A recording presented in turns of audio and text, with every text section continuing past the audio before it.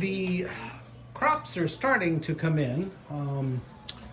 This large bowl here is garlic scape paste.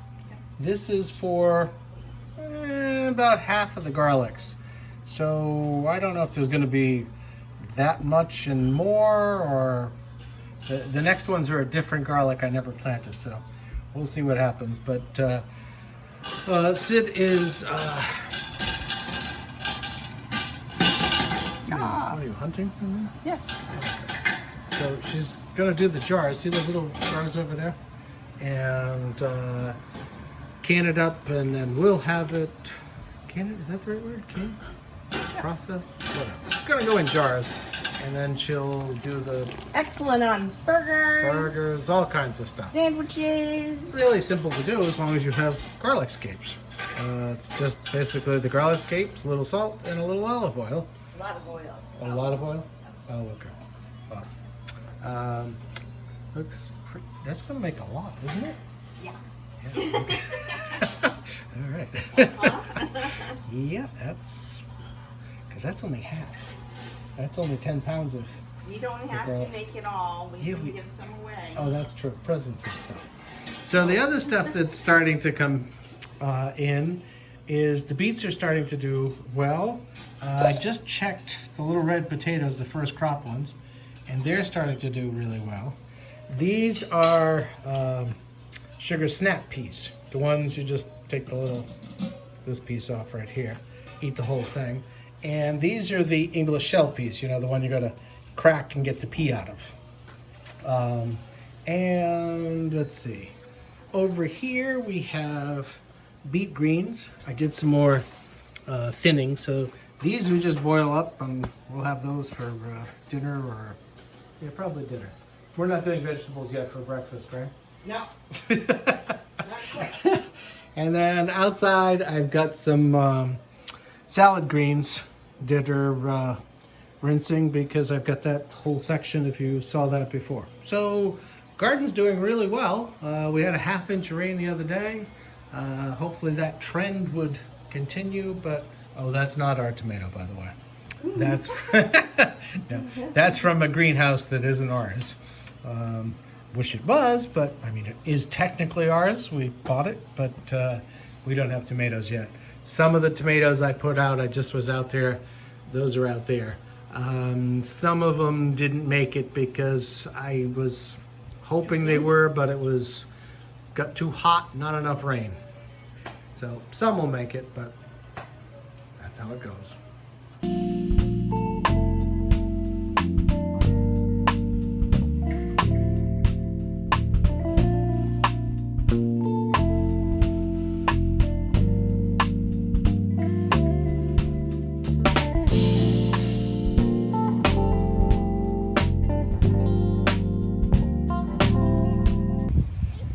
That's why we came to this one first, because that way you can practice on this one, because the one at Burke, the one that we built, that one's a lot bigger than this one. Keep going, Griff. Oh!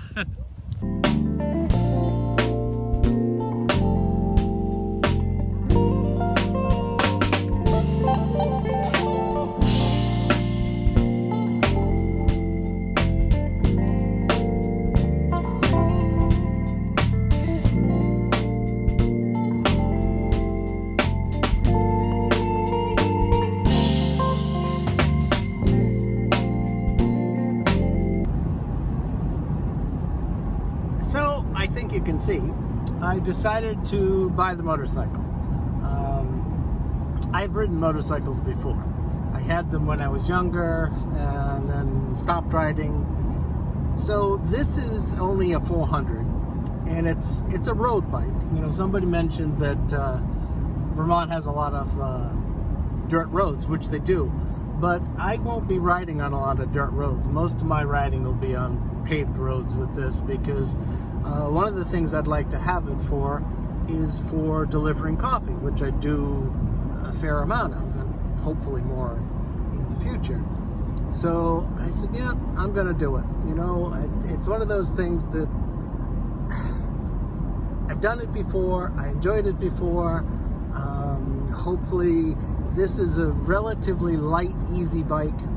I already got my learner's permit and all that kind of stuff.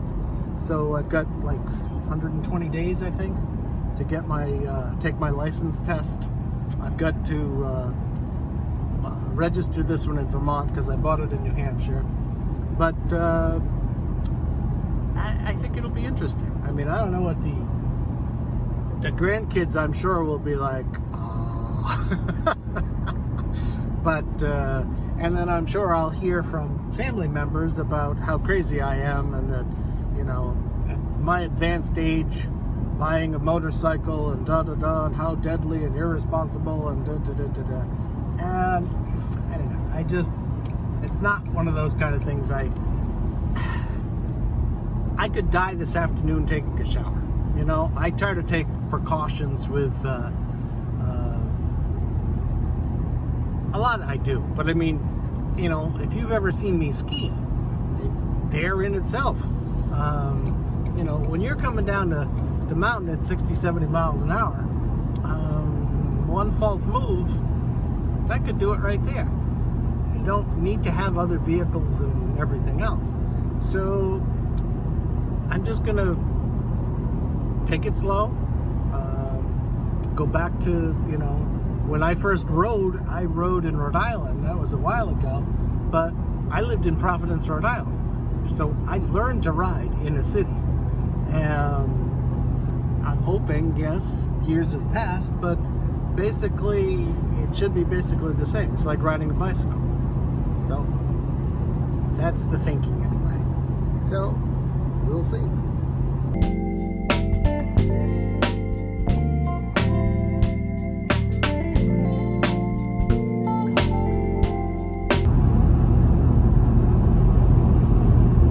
So it's going to take a little while to get back into it, and it's going to be different. I mean, I think that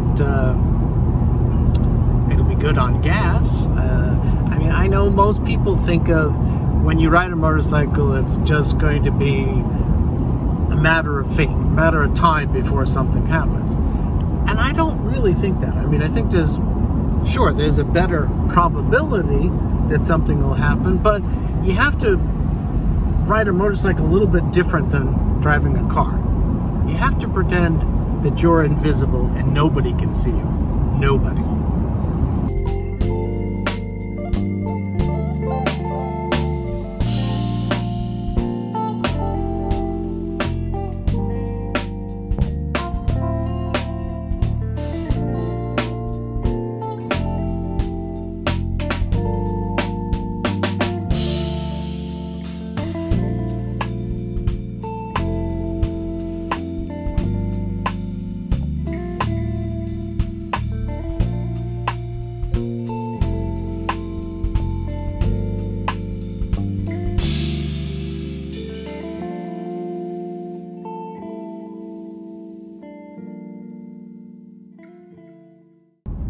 So for the rest of today, I gotta get home. I've got to unload the bike back there. I just got a text from a person at the Burke Mountain. So we're gonna talk about coffee for the summer, maybe an event, a coffee tasting. I'm not quite sure. So I have that to do today, and then this afternoon I've got a strawberry festival for the Burke Chamber of Commerce, which I'm part of. So that was a good one last year. I think this should be a good one. I've got to get down there at like 3 o'clock to be setting up, but it's not, in the big scheme of things, I think there's a lot of people get a little riled up about this, that, and the other. In the big scheme of things, it's not that much of a issue. Everything will work out. They're a little short on biscuits, and it'll work out. Like I said, in the big scheme of things, all this stuff is little tiny.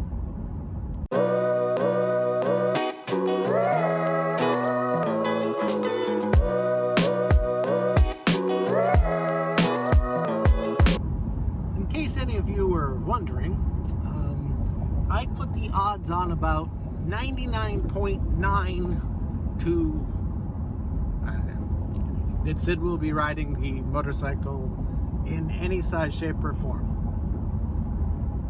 Not happening. She did when we were younger, but right now it would be very unlikely that she would, just the way it is.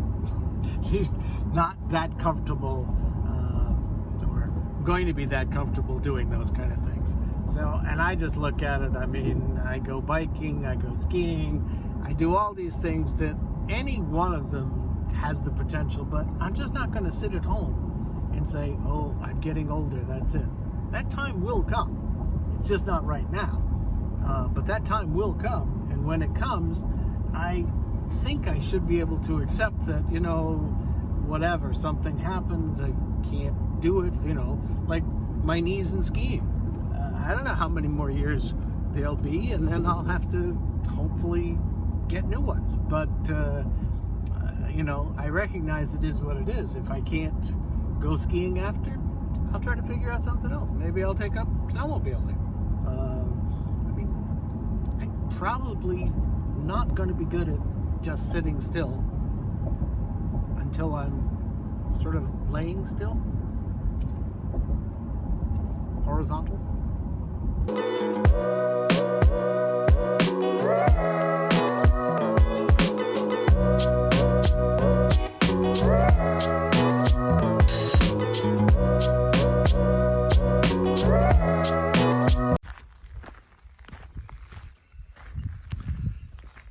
Well, now I gotta get it out of the truck. I'm headed out to meet somebody because I gotta pick up some things for the Strawberry Festival. And there was just, of course, you never have your phone or camera or whatever, but there was a medium-sized black bear. I came around the corner and it's in the middle of the road. And it just sort of looked at me. I looked at it and it ran away. I waited just in case there was any other ones coming. But I've been seeing more black bears this year than I've seen in years.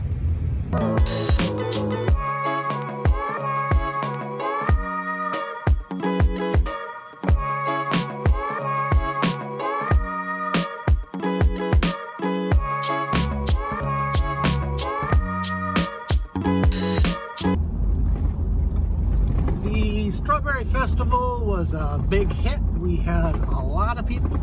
We sold out of all the strawberry shortcakes.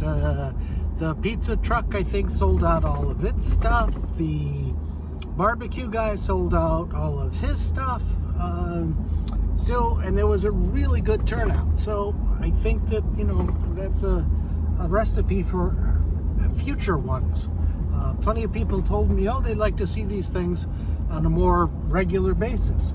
And it's one of the things that I will work on in the future with the chamber and other groups, but you know, it's only one person, so if there's too much opposition, it doesn't happen. That's how it is, unfortunately.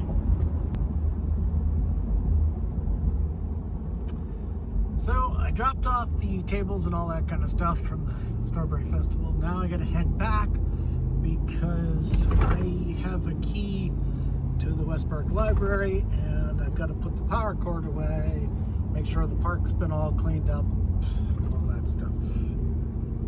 I don't know. Why me? I don't know. It's just the way it tends to be, I guess.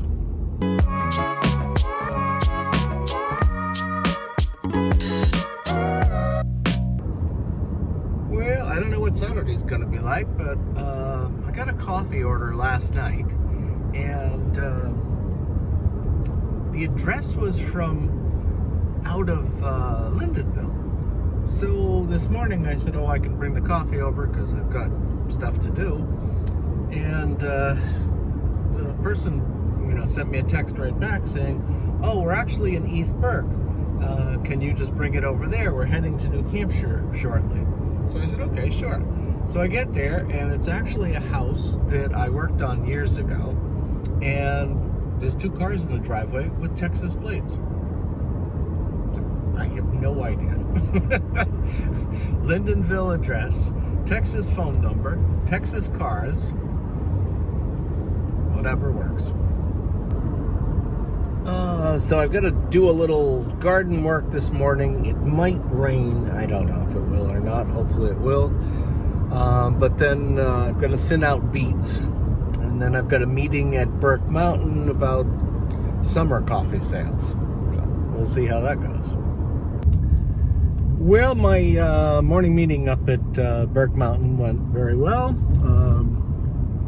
I've got to bring up some coffee for them starting next week, because next week the mountain bike part of the mountain opens up, and there should be much more traffic happening. I mean, they could have opened up earlier, but they decided to wait because it was originally, before everything got better, it was supposed to be July 2nd things open. So they said, okay, well, let's go with the bike park at July 2nd. And then it happened sooner, so they just stuck with the one they had. But hopefully it'll be a good summer season with coffee there. Winter was a little bit off up there because, well, you had COVID and the pandemic, and there wasn't a lot of people actually staying there. Mountain, I think, had more skier visits, but not as many people staying at the mountain, and you can sort of understand due to all the restrictions and everything. So hopefully the coffee will grow there.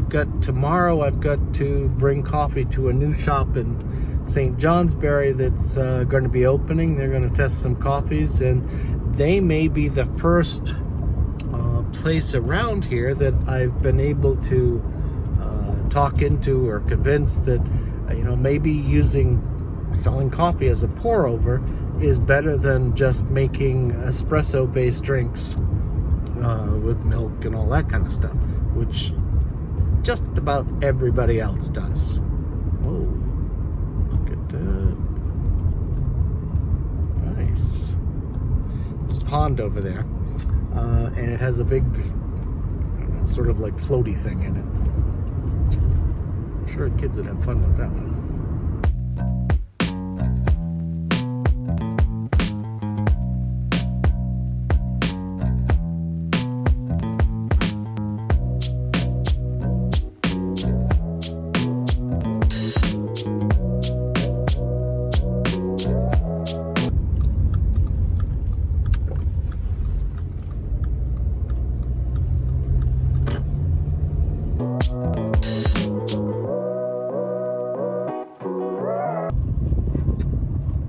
This is interesting. There's all kinds of bicycle tracks on the road. Huh. I assume coming down, not going up. But could be, I suppose. But that's a lot of bicycles. Anyway, I digress. Hopefully the coffee business is showing signs of increasing, and I'm hoping that is going to be the case, because if we're doing better, I mean, I don't know if the Delta variant thing is going to be a problem, or if it's just going to be a problem for people who haven't been vaccinated. I really don't know, but hopefully, overall it's not anything like it was, let's put it that way, and people are out and about more. The coffee business does better, grows. There's plenty of room for expansion, let's put it that way. And I've already thought through all of those potential options. I'm working right now on you got to figure it out, 20% type of deal, refer a friend. So that's one of the things I'm working on right now. We'll see how it goes.